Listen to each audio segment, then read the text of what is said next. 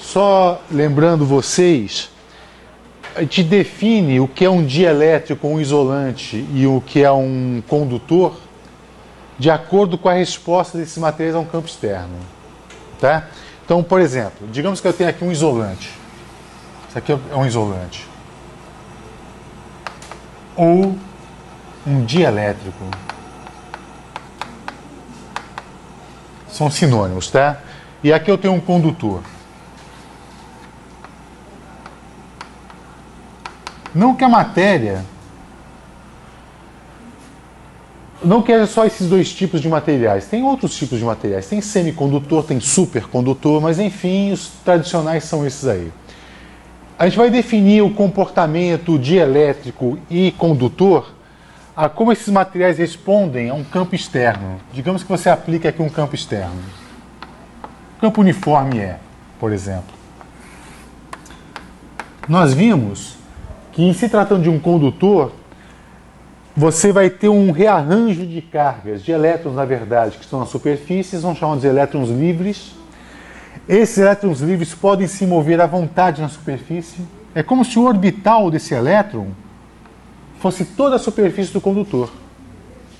Um orbital muito grande, na verdade. Eles podem se rearranjar de modo que o campo interno vai ser sempre igual a zero. Então haverá cargas induzidas. Então os elétrons migraram dessa região para essa, e o campo elétrico, você sabe, né? Eles não penetram o condutor. No condutor, o campo é sempre nulo. Então essa aqui é uma forma das linhas de campo. E aqui você tem umas distorções conforme você vai se distanciando do condutor, você tem essas distorções do campo. Tá bem? Então, essa é uma característica bastante peculiar dos condutores. O campo dentro dele é sempre nulo. Em se tratando de um isolante, o que acontece é que ao invés de você ter cargas induzidas, você vai ter dipolos induzidos. A matéria, ela vai ser polarizada. Então, imagina que você tem aqui átomos ou moléculas de simetria esférica, por exemplo. Em presença de um campo externo, o que acontece é que você vai mudar a geometria desse cara aqui. É isso que vai acontecer. Então você vai ter um acúmulo, digamos, aqui de cargas negativas, aqui você tem um núcleo positivo e você tem um dipolo elétrico. Você tem a matéria polarizada. Correto? Diferente daqui que os elétrons têm uma mobilidade extensa. A extensão da mobilidade do elétron é o próprio material. Num dipolo, não. Quer dizer, no material dielétrico, não. Os dipolos vão ser induzidos aqui na superfície. E dentro também. De tal maneira que se aqui eu vou ter dipolos induzidos, portanto, cargas positivas e negativas.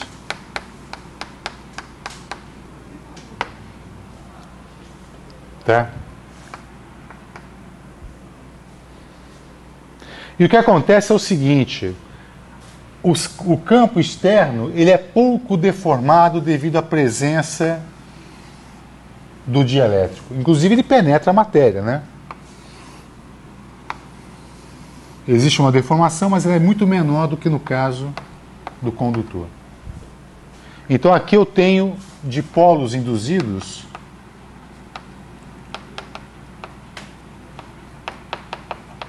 enquanto aqui eu tenho cargas induzidas.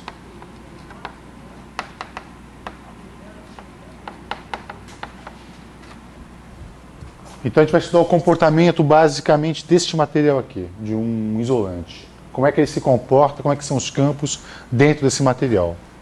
Tá? Então eu vou começar falando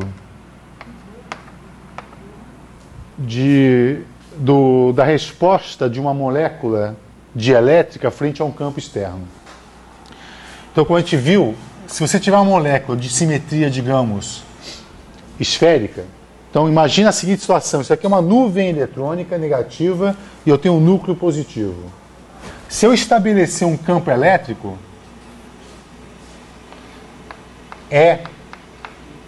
eu vou ter uma deformação. aqui vai estar a minha partícula, o núcleo positivo, e a nuvem se concentra um pouco mais para cá. Enquanto que aqui eu tenho completa simetria. Repara que esse deslocamento de cargas gera um dipolo. Digamos que aqui esteja o centro da esfera.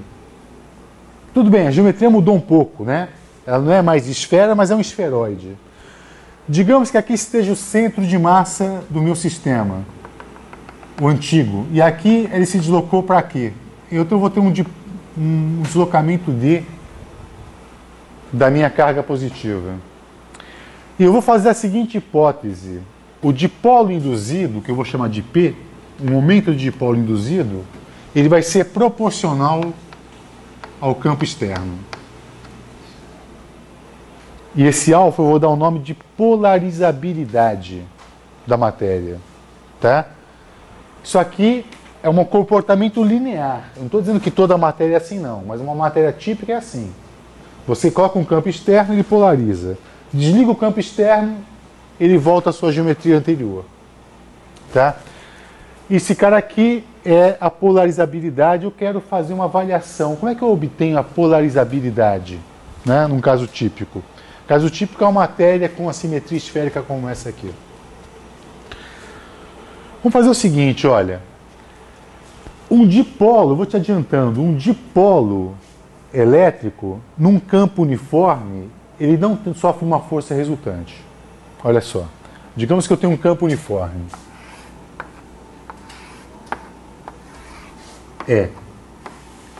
E digamos que eu tenho um dipolo dessa forma aqui.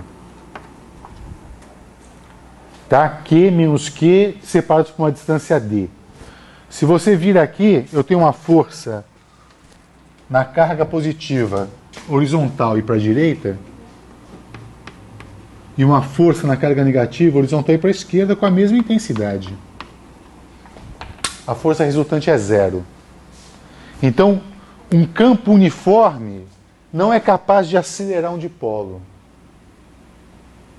Ele é capaz de acelerar uma carga, concorda ou não? Um campo uniforme acelera uma carga. Se eu tiver uma carga sozinha aqui, ela vai sofrer uma força F, que é igual a carga vezes o campo. E vai acelerar. Um dipolo não. Vocês vão ver daqui a pouco que para acelerar um dipolo, eu preciso de um campo não uniforme. Então, se você coloca um campo uniforme, essa molécula não vai sofrer uma aceleração. Ela vai ficar em equilíbrio. Se ela fica em equilíbrio, nesta carga positiva aqui, por exemplo, eu tenho uma força devido ao campo externo. Mas agora também tenho uma força devido ao campo interno. Aquela nuvem eletrônica está gerando uma força sobre a partícula. Está vendo isso? Então, nessa carga positiva, eu tenho a força externa, que é a carga vezes o campo externo. E eu tenho uma outra força para cá, que é dado pela carga, vezes o campo interno. Agora vamos lá. Esse campo interno, numa aproximação, ele é o campo gerado por uma esfera uniformemente eletrizada num ponto fora do seu centro. Eu tenho uma esfera com uma eletrização uniforme e a gente calcula o campo dentro dessa esfera. Ρ igual a constante, uma densidade constante. Eu tenho um campo, se você lembra disso, ele cai com 1 sobre R quadrado fora. Dentro, o que acontece com o campo? Se você aplicar a lei de Gauss, você determina o que acontece com ele. Ele cresce linearmente. Lembra disso? Aqui dentro, ele vai crescendo até a superfície linearmente, até o raio R. E depois cai com 1 sobre R2. Lembrou? Lei de Gauss, né? Lei de Gauss. O campo aqui, ó, é 1 sobre 4π epsilon 0 Q sobre R2. E o campo aqui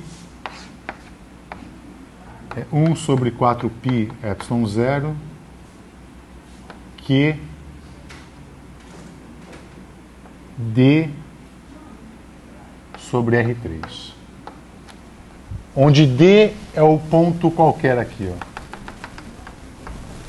Então, o equilíbrio dessa carga positiva que está aqui, que é devido ao campo externo e à nuvem interna, eu vou escrever assim, que multiplica o campo interno. Eu vou usar aquela expressão, que é 1 sobre 4π epsilon 0, QD sobre R3. QD sobre R3. Isso é igual a Q vezes o campo externo E.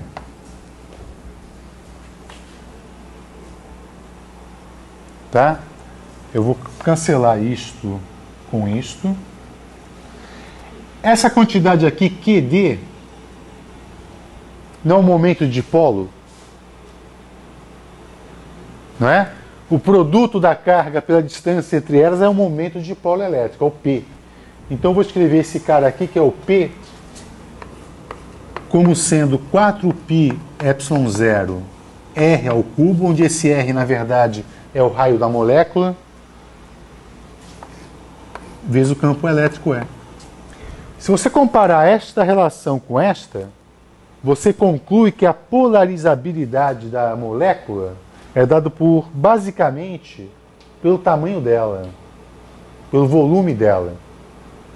Tá? Eu posso concluir que esse alfa é 4π epsilon 0 vezes o R ao cubo, onde o R é o tamanho dela, é o seu raio. Então, olha só, moléculas grandes são bastante polarizáveis. Moléculas pequenas são pouco polarizáveis. Esse é o resultado disso. De um modelo bastante rudimentar, é claro. Mas não é longe da realidade, não. Tá?